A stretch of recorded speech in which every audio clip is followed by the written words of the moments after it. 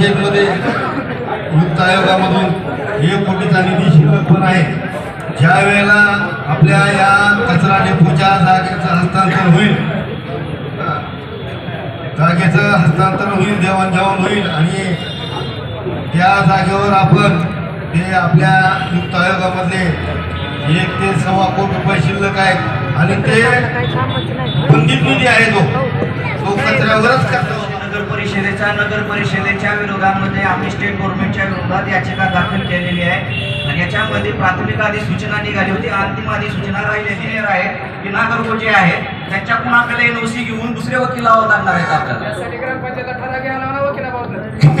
ठरावाची आवश्यकता नाही. पिटिशन करतात अमर बापू नाडे आणि मी दोघांनी मिळून याचिका दाखल केली होती.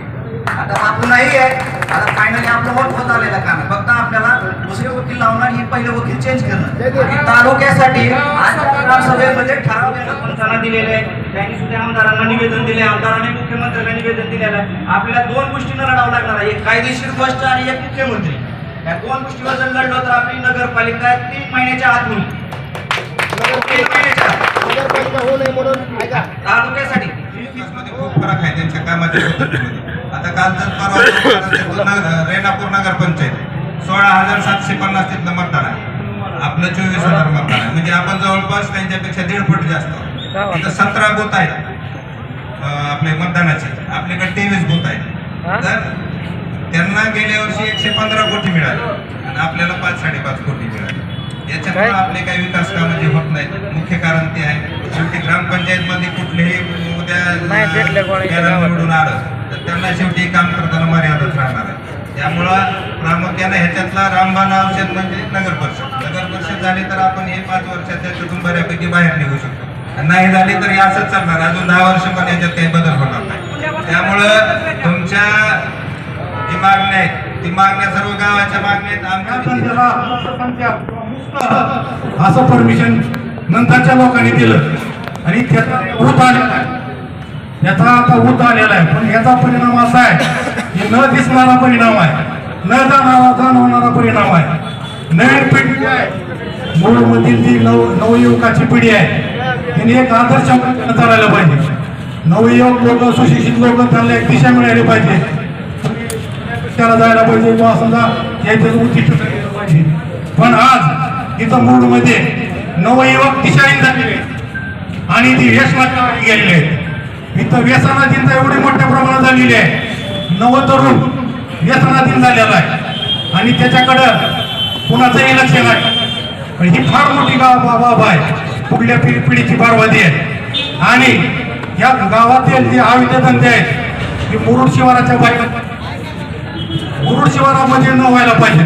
कारण मुरुड शिवारामध्ये API-ला त्याच्याकडून उत्तर घ्या, का धंदे चालू आहे, काय करतोय उदगिरी, काय करतो उदगिरी इथं. API-ला बोलून घ्या, इथं API-ला फोन करा. API-ला पत्र काढलं नाही का तुम्ही, पोलीस स्टेशनला पत्र काढलं नाही का, तुमचा मागशी 10,000 पाहिजे आणि तर तुम्ही उत्तर द्या. तुम्ही उत्तर द्या त्याचं. विकास अधिकारी तुम्ही पत्र काढलं नाही का पोलीस स्टेशनला, पोलीस स्टेशनला पत्र काढायला पाहिजे तुम्ही. नाही ह्याचा आका कोण आहे, आका कोण आहे, हप्ते गोळा करायला.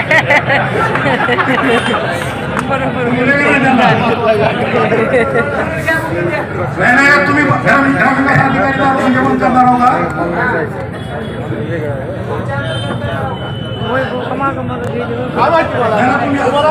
विषय ना, तुम्ही अजेंडा विषय API-ला फोन करा.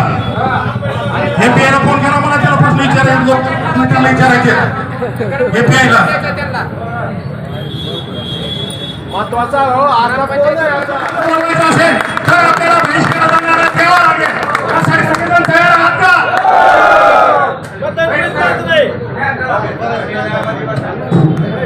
सर्व नागरिकांची आहे अधिकार आहे, तो लोकशाहीचा अधिकार आहे. त्यामुळं आपल्याला ठराव माझं असं मत आहे, साहेब बोलले म्हणजे काय माझं मत आहे की तुम्हाला तसा मतदानाचा अधिकार बहिष्कार टाकता येणार नाही. तो लोकशाहीचा अधिकार आहे, असल्यामुळं मतदानाचा अधिकार हा प्रत्येक कर्तव्य आहे आपल्या प्रत्येक नागरिकाचा. आता कोण हप्ते गोळा करते की बघा.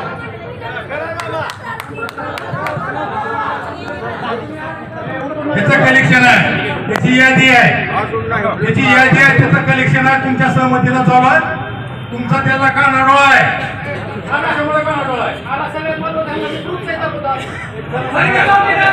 आता अवैध नियोजन गांभीर्याने घेतलं पाहिजे.